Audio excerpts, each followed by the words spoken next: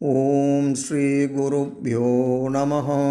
இன்றைய இறையமுதத்திலே நாம் பார்க்க இருக்கும் ஸ்தோத்திரம் அஸ்வினி நட்சத்திரம் முதல் ரேவதி நட்சத்திரம் வரை உடைய நட்சத்திரங்களில் பிறந்தவர்கள் கூற வேண்டிய ஸ்ரீ சிவ பஞ்சாட்சர ரத்ன மாலா ஸ்தோத்திரத்தின் 17வது ஸ்லோகத்தை இன்று நாம் பார்க்க இருக்கிறோம்.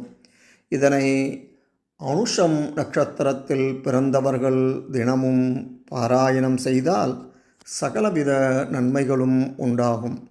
பாருங்கள், இப்பொழுது அந்த ஸ்தோத்திரத்தை பார்ப்போம்.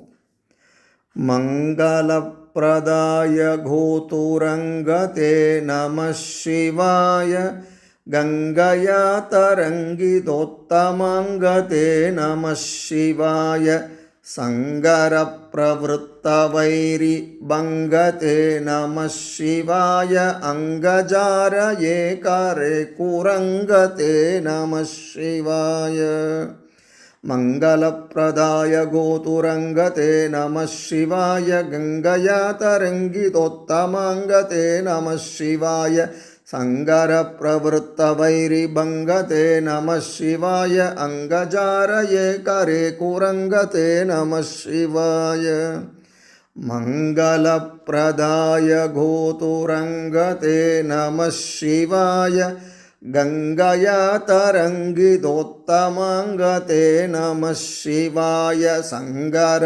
பிரவருத்தவைரி பங்கதே நம சிவாய அங்கஜார ஏகரே குரங்கதே நம சிவாய.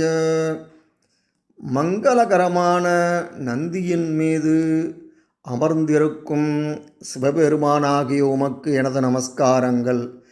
கங்கையின் அலைகளால் அலங்கரிக்கப்பட்ட சிவபெருமானுக்கு எனது நமஸ்காரங்கள்.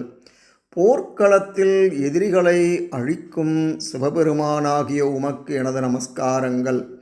காமத்தின் எதிரியான மான் சின்னத்தை தன் கையில் ஏந்தியிருக்கும் சிவபெருமானுக்கு எனது நமஸ்காரங்கள்.